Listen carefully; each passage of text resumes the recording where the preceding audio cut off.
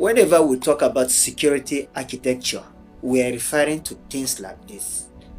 Do you know that the little young man that shot Charlie Kirk, the guy that shot Charlie Kirk in US event, in less than 48 hours, he was apprehended? Could you state your name? Tyler James Robinson. Thank you for being here, Mr. Robinson. I'm Judge Graff. Mr. Scortis.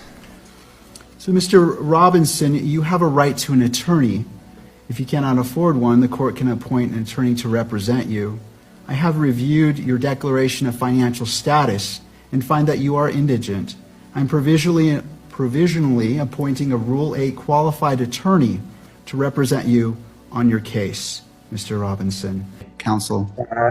Just for the court's information, we did file just recently, within the last few minutes, a notice of intent to seek the death penalty that was filed by Utah County Attorney Jeff Gray. So that should be in the court's file. Mr. Robinson, what I also want to do is you have the right to have the charges read that you stand charged of, and I wish to read those to you at this time. Mr. Robinson, for count 1, aggravated murder, a capital felony in violation of Utah Code Annotated 76-5-202, in that on September 10th, 2025 in Utah County, the defendant, Tyler James Robinson, intentionally or knowingly caused the death of Charlie Kirk under the following circumstances. The defendant knowingly created a great risk of death to another individual other than Charlie Kirk and the defendant.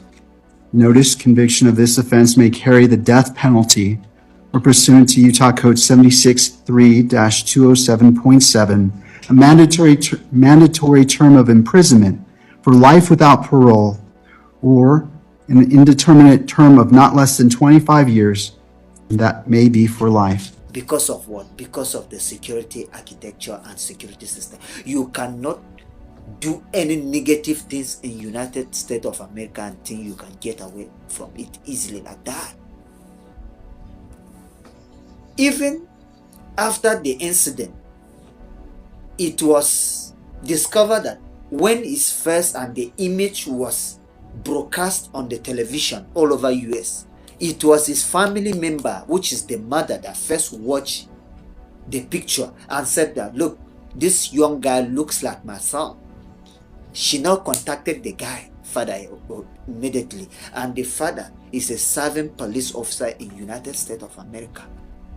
When the wife contacted him and said, look, this is what is going on, and this picture looks like our son, the dad came in and discovered that it was actually him, Robinson.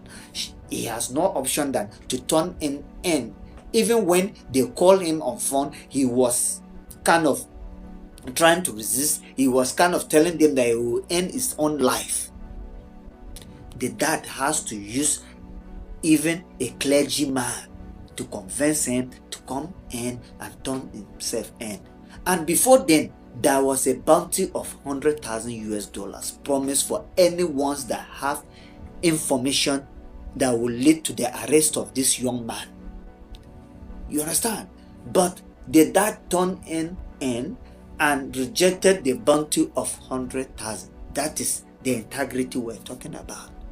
Immediately after that, he resigned from his job as a father. He said that he has failed as a parent for not giving his own child a proper upbringing. Who can do that here in Nigeria? Who can, even in Nigeria, someone will resign from job because of what his son has done? Is it at gunpoint? Is it at gunpoint? So these things has been happening here in Nigeria. It happened and it keep happening. Even some of the culprit, they don't longer hide their face any longer. They show their face. Recently in Katsina State, a man came out publicly with fully loaded more than 10 different magazine extra in public, negotiating with Nigerian government. negotiating with them. These are non-terrorists. These are non-bandits. They are negotiating with them. No one is saying anything. And they will come back to media and be telling you things that you want to hear.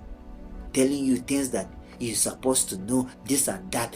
When the country is ravaging with insecurity, they are here busy talking about 2027 election. Are these same people that have you in mind as a common man? Because they believe that they have the money to protect themselves, they have the money to travel abroad when even it becomes worst.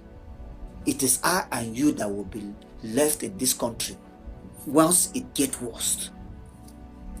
And we're here clapping hands, clamoring, chanting their name. Good governance has nothing to do with tribe. Good governance has nothing to do with religion. Good governance has nothing to do with even region. Once someone is good, is good. Once someone is bad, is bad. But in this country, we have turned politics into tribe, we have turned politics into religion, we have turned politics into regional things that once it is not my own, it's not my own. When are we going to get ourselves off this? Peace.